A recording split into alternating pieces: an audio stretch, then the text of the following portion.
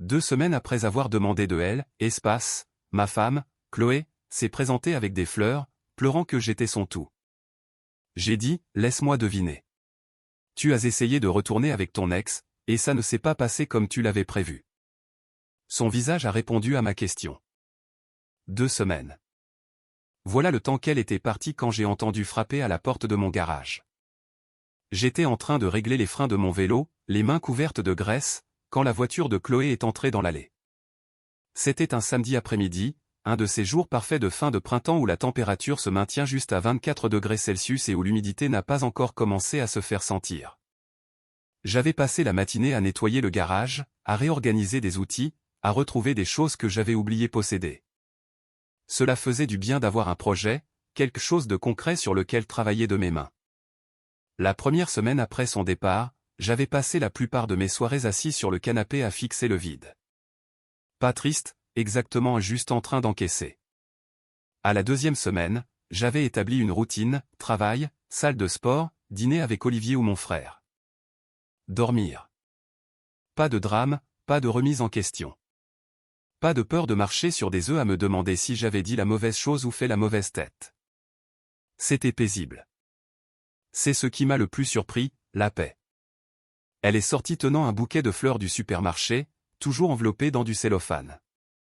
Son mascara avait coulé sur ses joues entraînées sombres, et ses yeux étaient gonflés et rouges comme si elle avait pleuré pendant des heures.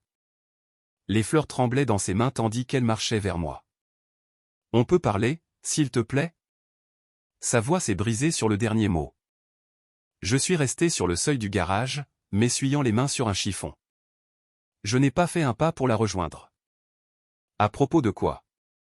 De nous? De tout? J'ai fait une erreur tellement terrible. Quelle erreur, ai-je demandé? Celle où tu as demandé de l'espace, ou celle que tu as commise pendant que tu l'avais? Son visage s'est froissé. Je ne sais pas à quoi je pensais. Tu es mon tout. Tu es ma personne. J'ai besoin de toi. J'ai regardé l'expression de son visage pendant un long moment, la desperation dans ses yeux, la façon dont elle serrait ses fleurs bon marché comme si elles étaient une bouée de sauvetage. Quelque chose s'est mis en place. Laisse-moi deviner, ai-je dit calmement. Tu as essayé de retourner avec ton ex, et ça ne s'est pas passé comme tu l'avais prévu. Les fleurs ont heurté le béton de l'allée. Le visage de Chloé est devenu blanc, puis est devenu complètement rouge. Elle s'est effondrée contre le cadre du garage, sanglotant si fort qu'elle pouvait à peine respirer. Dans le mille. Comment as-tu su, a-t-elle réussi à articuler entre 2 sanglots? Ton iPad. Tu l'as laissé ici. Toujours connecté à iMessage. Elle m'a regardé comme si je venais de lui annoncer la fin du monde. Tu savais tout ça depuis le début? J'en ai vu assez. Julien Dubois. Le voyage à Biarritz. 3 mois de messages. Alors pourquoi n'as-tu rien dit? Sa voix s'est élevée presque en cri. Pourquoi m'as-tu laissé partir? Mon voisin, Monsieur Lefebvre, arrosait ses plantes de l'autre côté de la clôture, certainement à portée de voix. Cela m'était égal. Parce que je voulais voir si tu allais vraiment le faire, ai-je dit. Je voulais voir si 7 ans de mariage comptaient moins qu'un fantasme à propos du gars qui t'a largué à l'université. Il ne m'a pas largué, a-t-elle commencé, mais je l'ai coupé. Et maintenant tu es plus âgé, et il ne t'a toujours pas choisi. Que s'est-il passé? Elle ne pouvait pas parler, restait juste là à pleurer, une main toujours sur le cadre du garage pour se maintenir debout. Laisse-moi compléter les blancs, ai-je continué. Tu y es allé en pensant que ce serait comme avant. En pensant qu'il avait réussi et qu'il était célibataire et qu'il t'attendait, mais il n'était intéressé par rien de sérieux, n'est-ce pas? Elle a hoché la tête à travers ses larmes. Alors, tu as couché avec lui, et puis il t'a clairement fait comprendre que tu n'étais pas ce qu'il voulait, et maintenant tu es ici. Ce n'était pas comme ça. Alors, c'était comment? Explique comment cela ne ressemble pas exactement à ce que cela semble. Elle a jeté un coup d'œil autour. Monsieur Lefebvre avait arrêté de faire semblant d'arroser ses plantes. Est-ce que je peux entrer, s'il te plaît? Nous pouvons en parler en privé. Tu aurais dû penser à la vie privée avant de te présenter à l'improviste. Nous pouvons parler juste ici. Chloé a regardé autour d'elle désespérément, puis de nouveau vers moi. Je t'aime. Je n'ai jamais arrêté. Je me suis juste confondu sur ce que je voulais. Tu n'étais pas confuse. Tu étais curieuse. Il y a une différence. Tout le monde fait des erreurs. Les mariages survivent à pire que ça. J'ai dû me retenir de rire. Pas intéressé par la survie. J'étais à peine intéressé quand tu étais ici. Son visage est tombé comme si elle avait reçu un coup physique. Qu'est-ce que ça veut dire? Cela veut dire que la dernière année de ce mariage, tu n'as fait que critiquer tout ce que je faisais tout en envoyant des messages à ton ex. J'étais pratique jusqu'à ce que tu penses avoir trouvé quelque chose de mieux. Maintenant que ça n'a pas marché, je suis à nouveau pratique. Ce n'est pas juste. Tromper ton mari ne l'est pas non plus. Mais nous y voilà. Il y eut une longue pause. Chloé a essayé de se composer, s'essuyant le visage avec sa manche. Ses mains tremblaient toujours. Je suis chez Sophie, a-t-elle finalement dit. Quand tu seras prêt à avoir une vraie conversation, tu sais où je suis. Ne m'attends pas. Elle s'est penchée, a ramassé les fleurs avec des doigts tremblants et est retournée à sa voiture. Je l'ai regardé partir, puis je suis retourné travailler sur mon vélo. Mes mains étaient stables. Pas de tremblement, pas de doute. Monsieur Lefebvre a croisé mon regard au-dessus de la clôture et m'a fait un petit signe d'approbation. Ce soir-là, mon meilleur ami Olivier a appelé. Alors, comment s'est passée ta journée? Intéressante, ai-je dit, m'installant sur la terrasse arrière avec une bière. Chloé s'est montrée. Qu'est-ce qu'elle voulait? Revenir. Réparer les choses. L'habituel. Et qu'as-tu dit? Je lui ai dit que j'étais au courant pour Julien, pour tout. Il y a eu une pause à l'autre bout. Comment l'a-t-elle pris? À peu près comme on peut s'y attendre.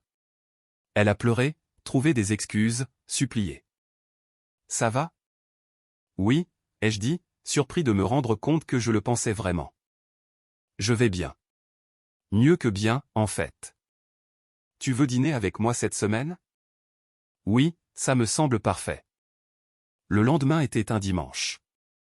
Je me suis réveillé tôt, j'ai fait du café et je me suis assis sur la terrasse arrière, pensant à tout ce qui s'était passé. La vérité était que je savais que quelque chose n'allait pas depuis des mois.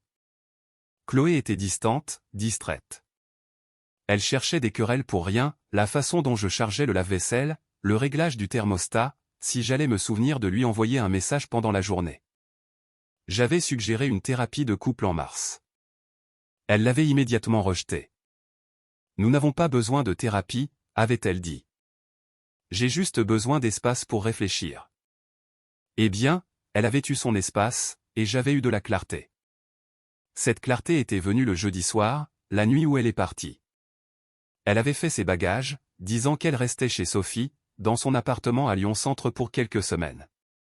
J'ai juste besoin de temps pour comprendre ce que je veux, avait-elle dit, les larmes aux yeux. S'il te plaît, ne rends pas ça plus difficile. Après son départ, j'avais trouvé son iPad sur le comptoir de la cuisine, toujours déverrouillé, toujours connecté à iMessage. Je n'avais pas l'intention de fouiner, mais quand je l'ai pris pour le mettre de côté, c'était là. 3 mois de messages avec Julien Dubois. J'avais passé 2 heures à les lire. La progression était claire. Cela a commencé par des souvenirs amicaux du lycée, puis c'est devenu aguicheur, puis des plans explicites pour se rencontrer. Le voyage à Biarritz qu'elle disait faire avec des amis était avec lui. Les messages après ce week-end étaient différents, romantiques, planifiant de futures rencontres, des plaintes à mon sujet. Il ne me remarque même plus. J'ai l'impression de vivre avec un colocataire, pas un mari. J'avais pris des captures d'écran, non pas parce que je planifiais quoi que ce soit encore, juste parce que je savais que j'en aurais besoin un jour. Le lundi au travail, j'ai déjeuné avec Élise, une de mes collègues. Nous étions devenus amis au cours de la dernière année, nous liant autour d'un café horrible dans la salle de pause et de frustration commune avec le code hérité. Elle était vive, directe et avait une façon de couper court aux bêtises que j'appréciais. Nous nous sommes rencontrés chez Café Lumière sur rue de la République, réclamant une petite table près de la fenêtre. Tu as l'air différent, a dit Élise, m'étudiant par-dessus son latte. Plus léger en quelque sorte. Chloé et moi nous sommes séparés récemment. Ses sourcils se sont levés. Je suis désolé. C'est difficile. pas aussi difficile que je l'espérais.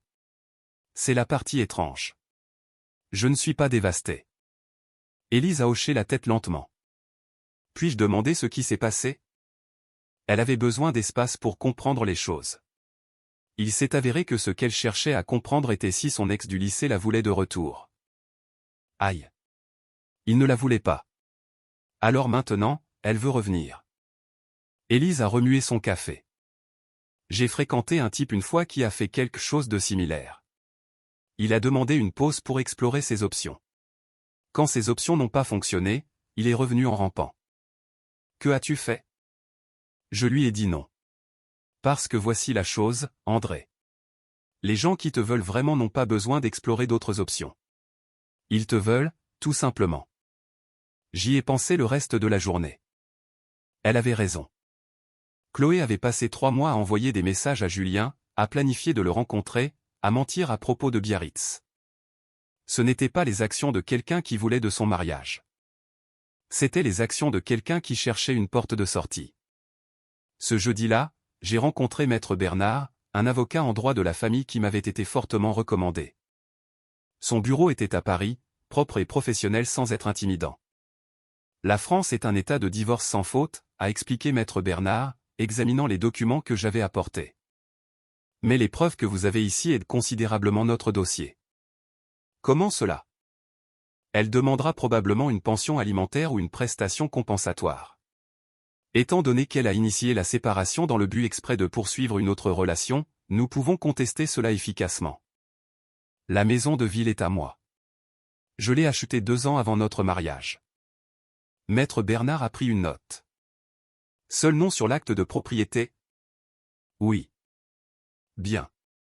Elle pourrait essayer de prétendre qu'elle a contribué aux améliorations ou aux paiements hypothécaires. Elle travaillait à temps partiel, gagnait environ 20 000 € par an, dépensait la majeure partie dans des cours de yoga et des déjeuners avec des amis. Nous pouvons documenter cela. J'aurai besoin des relevés bancaires montrant vos dépôts par rapport aux siens. Je peux les obtenir. Parfait. Je vais rédiger les documents de séparation. Une fois qu'elle sera signifiée, nous avons une période d'attente de 6 mois pour le divorce sans faute en France. Combien de temps dure l'ensemble du processus? S'il n'est pas contesté, de 4 à 6 mois. Si elle se bat, cela pourrait prendre 1 an. Commençons. J'ai quitté son bureau étrangement calme. C'était la bonne décision. La seule décision, vraiment.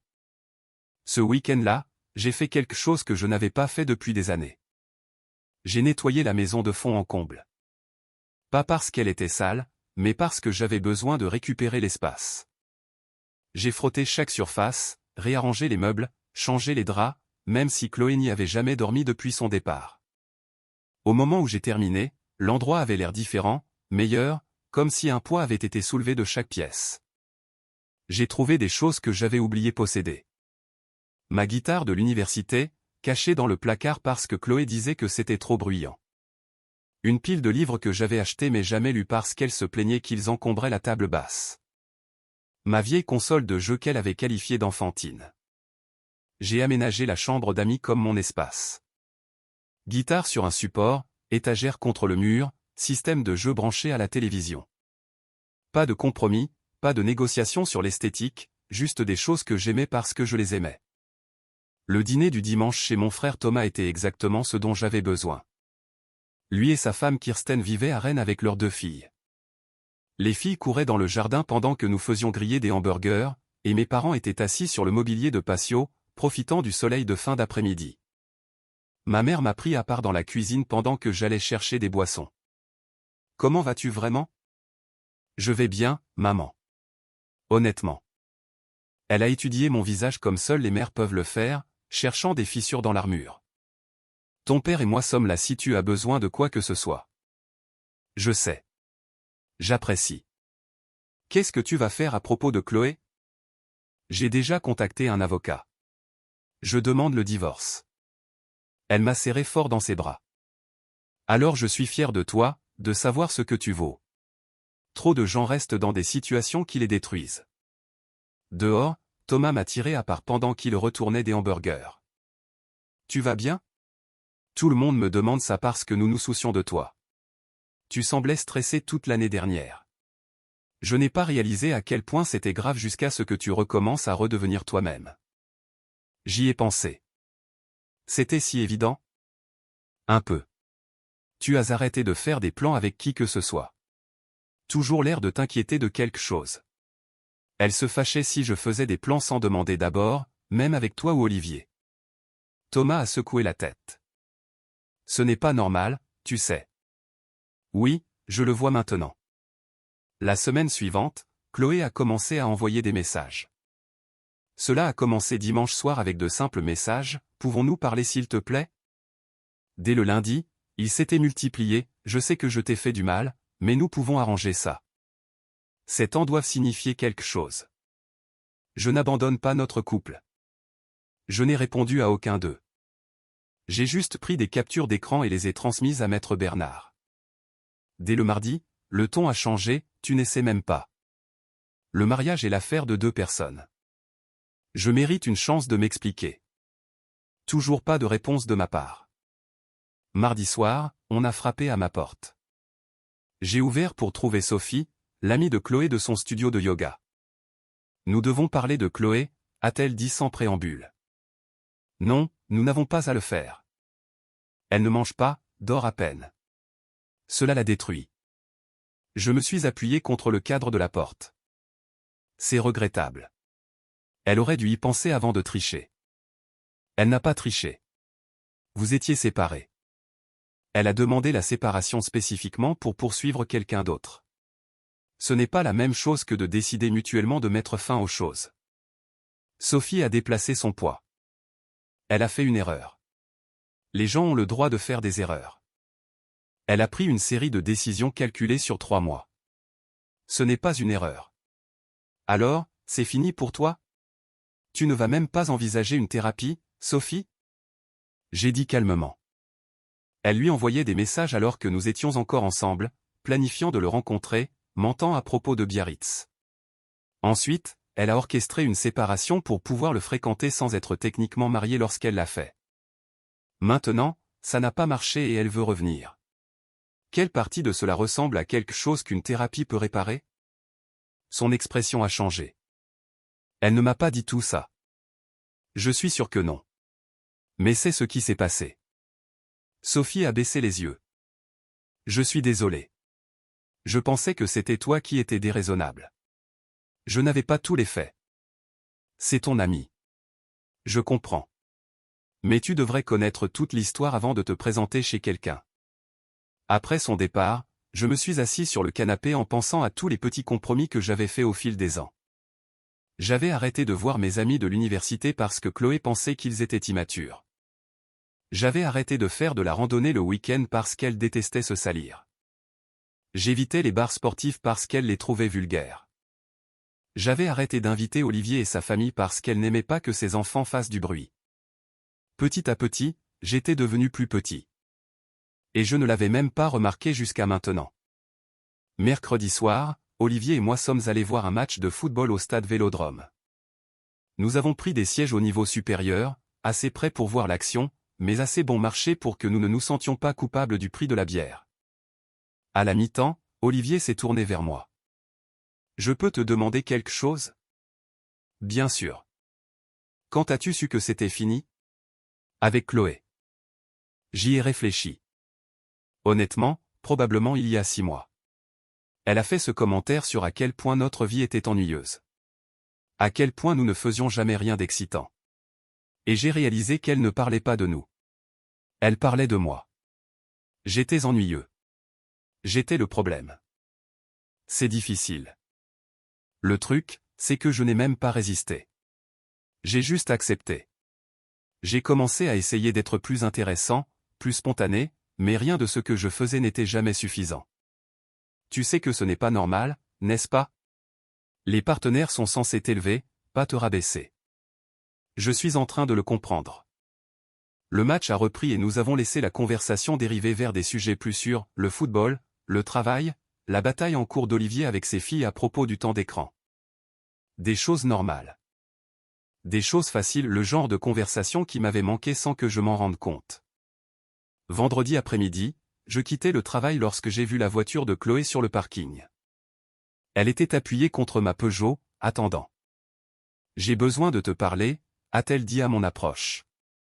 Prends un avocat. Fais-lui contacter le mien. C'est insensé. Nous sommes mariés. Nous devrions pouvoir parler. J'ai arrêté de marcher, je me suis tourné pour lui faire face. Très bien, parle. Pas ici. Quelque part de privé. Ici, c'est très bien. Qu'est-ce que tu veux dire? Elle a jeté un coup d'œil autour d'elle. Quelques autres employés quittaient le bâtiment, dont Élise. Je veux tout expliquer. L'histoire complète. Je connais l'histoire complète. Tu as renoué avec Julien. Tu t'es convaincu que j'étais ennuyeux et qu'il était excitant. Tu as demandé la séparation pour pouvoir le fréquenter sans que ce soit un adultère. Tu es allé chez lui à Versailles. Ça n'a pas marché. Maintenant tu es de retour. Son visage est devenu rouge. C'est plus compliqué que ça. Comment? Je pensais qu'il me manquait quelque chose. Je pensais que j'avais peut-être épousé la mauvaise personne. Et je me suis trompé. Tellement trompé. Il n'était pas ce dont je me souvenais. Ce n'était que nostalgie et fantasme. Qu'est-ce qui s'est passé spécifiquement? Sa voix a chuté. Il a clairement fait savoir qu'il ne cherchait rien de sérieux. Il a dit qu'il aimait être célibataire après son divorce. Alors tu as couché avec lui quand même. Des larmes ont commencé à se former dans ses yeux. Je pensais que s'il se souvenait de ce que nous avions eu, il voudrait de toi. Mais il n'a pas voulu. Non. Et maintenant tu es ici parce que tu es embarrassé et seul, pas parce que tu me veux vraiment. Je te veux. Je réalise ce que j'avais, ce que j'ai jeté. Tu as réalisé que tu n'avais pas d'autres options. C'est cruel. C'est exact. Si Julien avait voulu une relation, serais-tu ici? Elle ne pouvait pas répondre, regardait juste le sol. Élise était définitivement à portée de voix maintenant, debout près de sa voiture, les clés à la main, ne faisant aucun effort pour cacher le fait qu'elle écoutait. J'ai contacté un avocat, ai-je dit. Maître Bernard. Tu seras signifié avec les papiers de séparation la semaine prochaine. La tête de Chloé s'est relevée brusquement. Quoi? Tu as bien entendu. C'est fini. Tu ne peux pas simplement décider cela. Tu l'as décidé quand tu as franchi la porte pour être avec lui. Je ne fais que l'officialiser. Cela va trop vite. Nous avons besoin de temps pour digérer. J'ai eu 2 semaines. C'est beaucoup de temps. Qu'en est-il de la thérapie? Qu'en est-il de se battre pour nous? Tu ne t'es pas battu pour nous. Tu t'es battu pour t'éloigner de nous. Maintenant tu veux que je me batte pour garder quelqu'un qui ne voulait pas être gardé. Je suis monté dans ma voiture, j'ai démarré le moteur. Chloé se tenait là, l'air perdu et désespéré. Déplace ta voiture, ai-je dit par la fenêtre ouverte. Tu me bloques. J'ai conduit jusqu'à chez moi avec la radio éteinte, seulement le bruit de la circulation et mes propres pensées. Quand je suis entré dans le garage, mon téléphone bourdonnait déjà de messages de Chloé. Je les ai tous ignorés. Ce samedi-là, j'avais besoin de provisions. Des choses de base, des légumes, du poulet, du pain. J'étais dans la section des produits frais au supermarché sur avenue des Fleurs quand j'ai entendu sa voix derrière moi. S'il te plaît, juste 5 minutes. Je me suis retourné. Chloé avait l'air pire que sur le parking. Elle portait un pantalon de yoga et un sweat à capuche, pas de maquillage, ses cheveux tirés en un chignon désordonné. La détérioration était frappante. Rentre chez toi, ai-je dit calmement. Je ne peux pas continuer comme ça. J'ai besoin de clôture. Tu as ta clôture. Nous divorçons. Pourquoi n'essaies-tu même pas? Pourquoi ne te bats-tu pas pour ce que nous avions? Une femme âgée avec un caddie s'était arrêtée à proximité, écoutant clairement. Un jeune couple faisait semblant d'examiner des pommes. Parce que ce que nous avions ne valait pas la peine d'être combattu, ai-je dit. Du moins pas pour toi. Sa voix s'est élevée. J'ai fait une erreur. Une seule. Et tu jettes 7 ans. Tu n'as pas fait une erreur. Tu as fait des mois de choix. Tu as choisi de lui envoyer des messages. Tu as choisi de le rencontrer à Biarritz. Tu as choisi de mentir à ce sujet. Tu as choisi de demander une séparation. Tu as choisi de coucher avec lui. Ce ne sont pas des erreurs. Ce sont des décisions. Plus de gens s'arrêtaient maintenant. La section des produits frais devenait un petit public. Chloé l'a remarqué. Son visage a rougi. Pouvons-nous parler quelque part en privé, s'il te plaît? Non. Tu voulais cette conversation. La voici. Tu vas vraiment m'humilier devant tous ces gens? Je ne t'humilie pas. Je réponds à tes questions. C'est toi qui t'humilies en faisant une scène. Elle pleurait maintenant.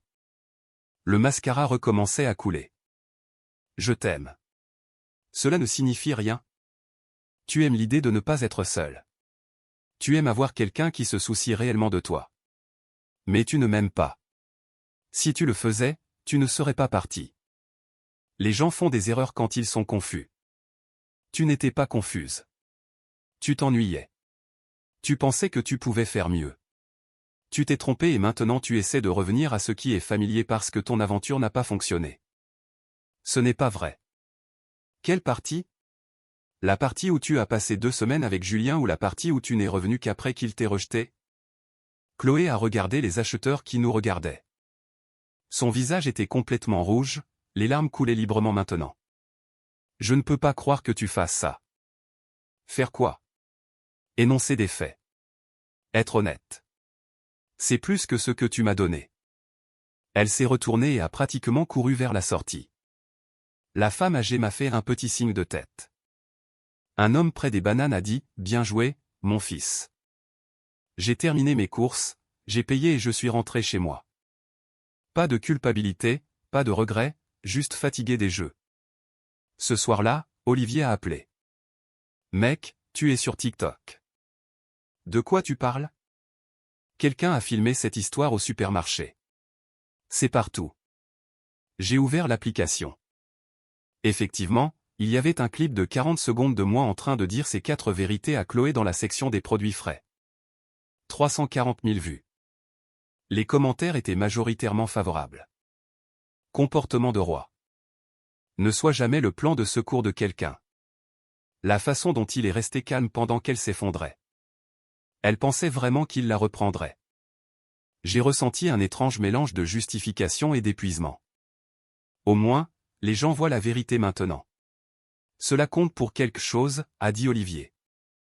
Dès le lundi, la vidéo avait atteint 800 000 vues. Chloé a posté quelque chose de vague sur les réseaux sociaux à propos de la croissance et d'apprendre de ses erreurs. Plusieurs personnes ont partagé la vidéo du supermarché dans les commentaires. Elle a supprimé le message en moins de 2 heures.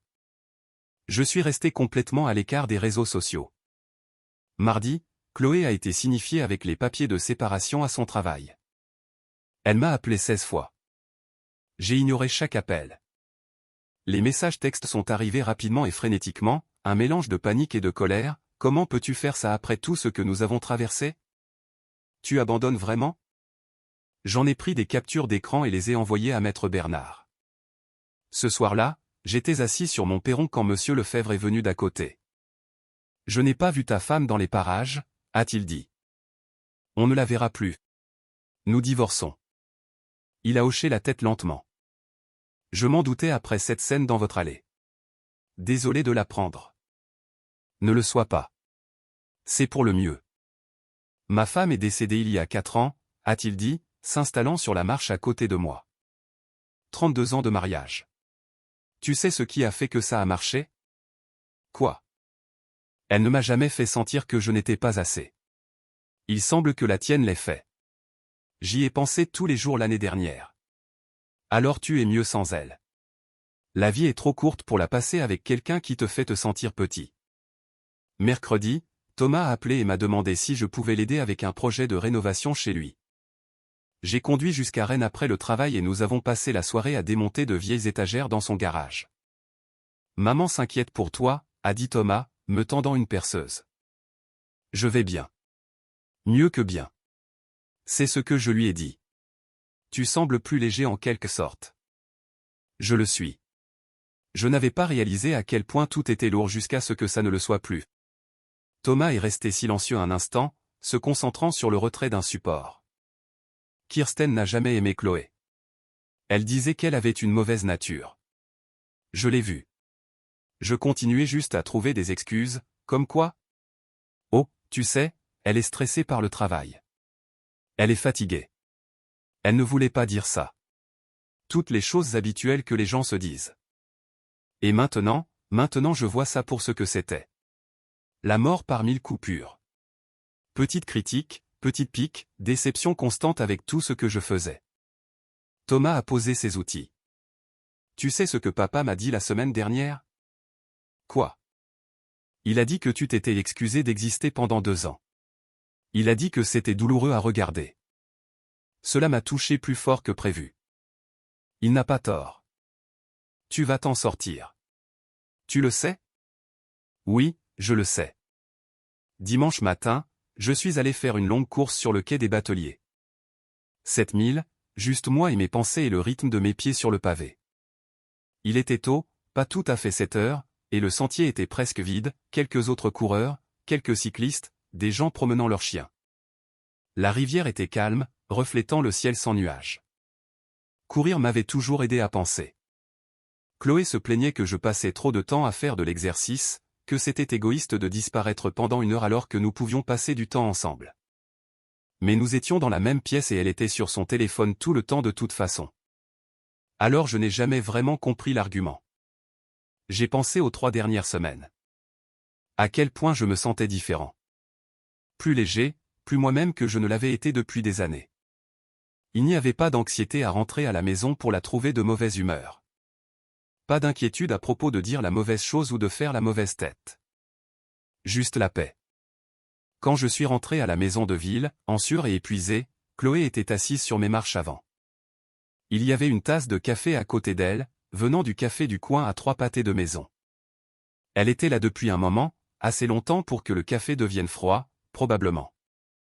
Je me suis arrêté au bas des marches, les mains sur les hanches, reprenant mon souffle.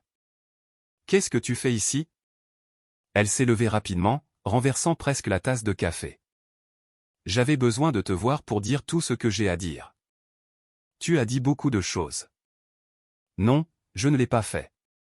Tu m'as à peine laissé m'expliquer. » Je l'ai regardée pendant un long moment.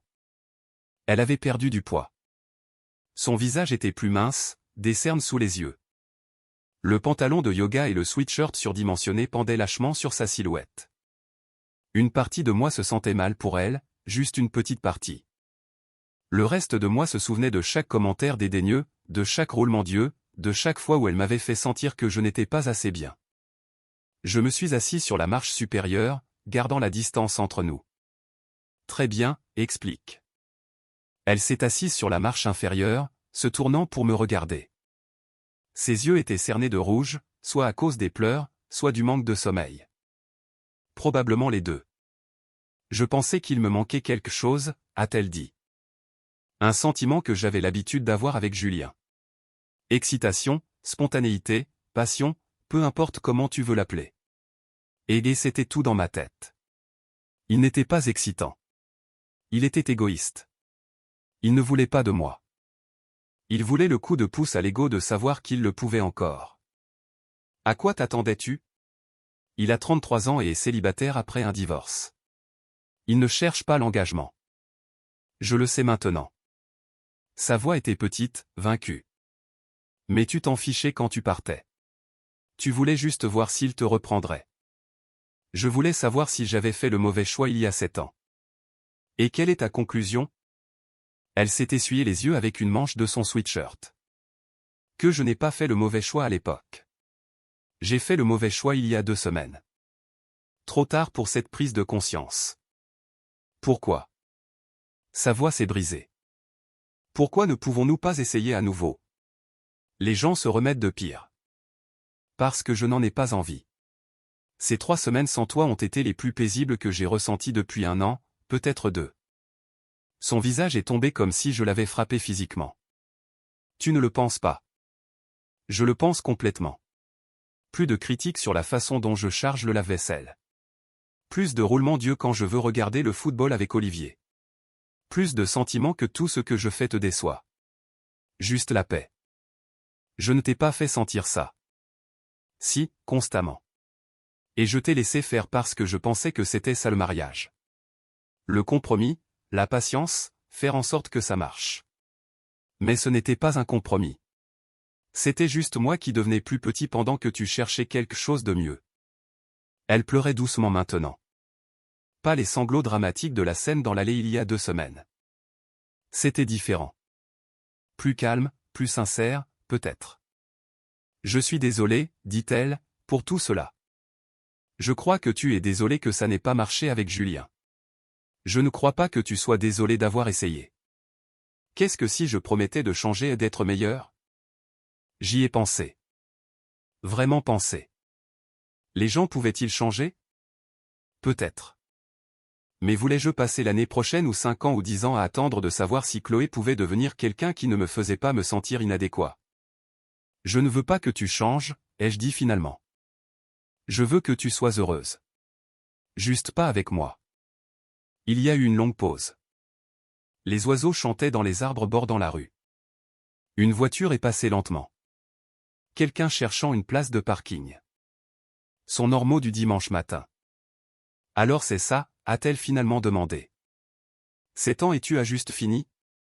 C'est temps et tu as fini au moment où tu as envoyé ce premier message à Julien il y a 3 mois. Je ne fais que rattraper mon retard.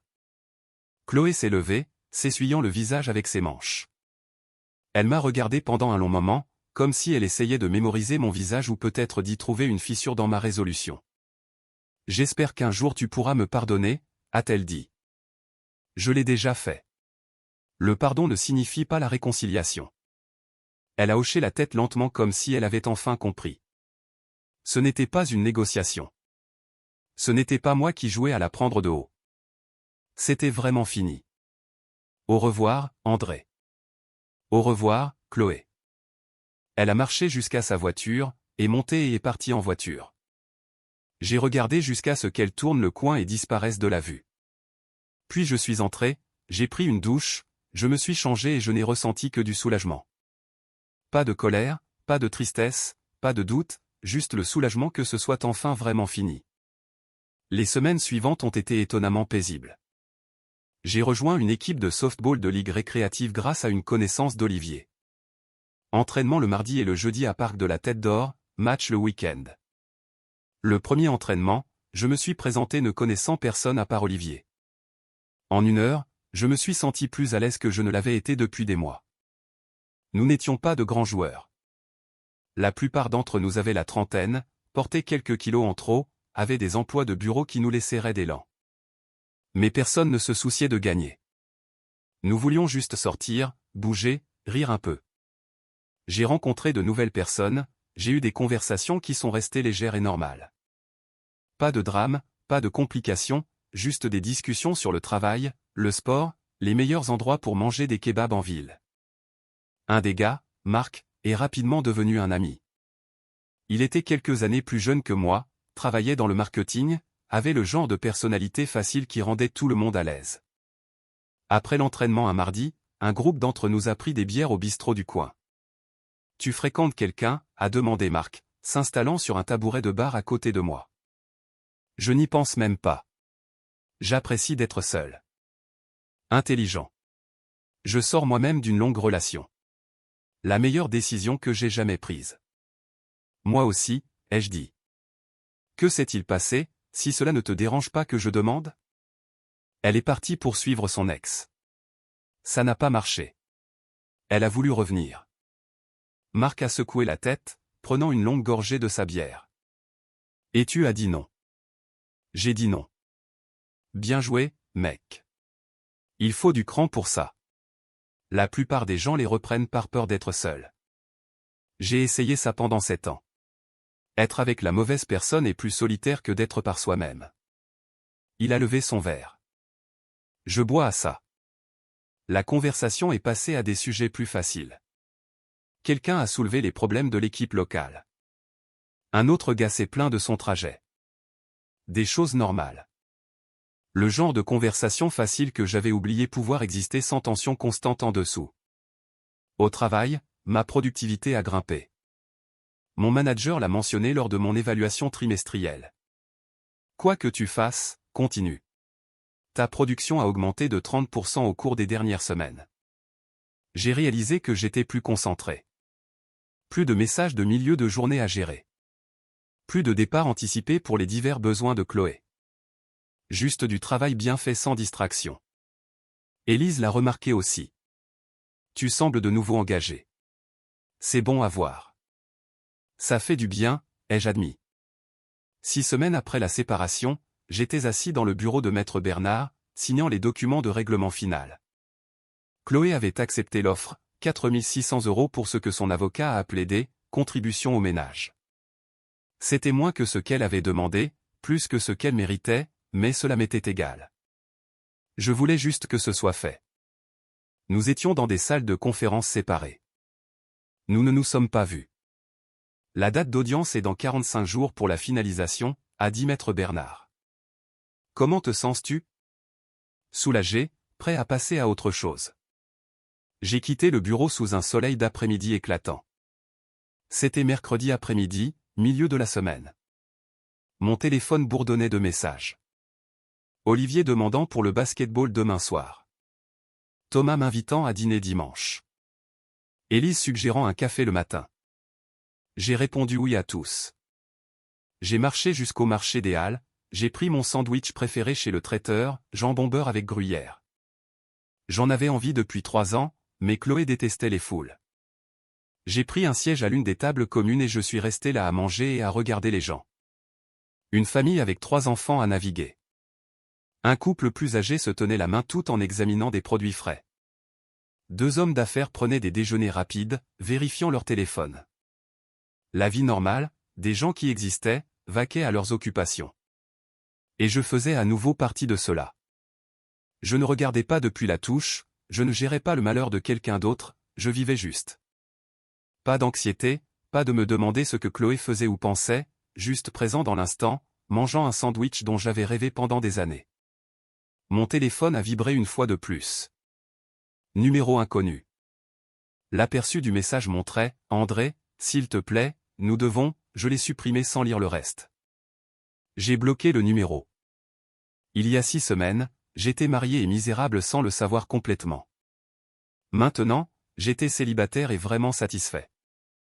La maison était plus calme, mais pas solitaire. Mon temps était à nouveau le mien. Je pouvais faire des plans sans vérifier. Je pouvais manger ce que je voulais, regarder ce que je voulais, faire ce que je voulais. Des choses simples qui ne devraient pas ressembler à des victoires, mais c'était le cas. Demain, c'était café avec Élise, puis travail. Jeudi soir, c'était basket-ball avec Olivier. Le week-end était une randonnée au massif du Sancy que j'avais reporté pendant des années. Pas de drame, pas de complications, juste la vie qui continuait exactement comme elle le devait. J'ai fini mon sandwich, jeté l'emballage et commencé à marcher vers la maison. Les rues étaient animées par la circulation de l'après-midi, les gens rentrant du travail ou sortant pour des dîners précoces. J'avais vécu à Villeurbanne pendant 9 ans, mais j'avais l'impression de le voir frais pour la première fois. Un couple est passé main dans la main, riant de quelque chose. Un groupe d'enfants jouait au basket-ball sur un terrain de coin. La musique de quelqu'un flottait d'une fenêtre ouverte. La vie normale se déroulait tout autour de moi. Mon téléphone a sonné. C'était mon père. Salut, André. Je prends juste de tes nouvelles. Je vais bien, papa. Vraiment bien. Ta mère veut que tu viennes dîner mercredi prochain. Mercredi prochain, c'est parfait. Il y eut une pause, puis. Fier de toi, mon fils, de savoir quand il faut s'en aller. Merci, papa. Ça signifie beaucoup. J'ai raccroché et j'ai continué à marcher. Le soleil commençait à se coucher, peignant les maisons mitoyennes d'une lumière orange chaude. Quelqu'un faisait des grillades sur le toit terrasse. Un chien aboyait de quelque part à proximité, heureux et excité. C'était ma vie maintenant. Simple. Honnête. La mienne. J'ai pensé à tous les petits moments que j'avais manqués. Dormir tard le dimanche matin sans culpabilité. Décider à la dernière minute d'aller dîner avec des amis. Regarder un match de football complet sans commentaire sur à quel point c'était ennuyeux. Lire sans qu'on me dise que j'ignorais. Toutes les petites libertés que j'avais abandonnées si progressivement que je ne l'avais pas remarqué. Je les avais récupérées maintenant. À la maison, je me suis assis sur la terrasse arrière avec une bière. La cour était envahie. Peut-être que je m'en occuperai ce week-end. Peut-être que je la laisserai pousser à l'état sauvage. Personne pour la critiquer sauf moi.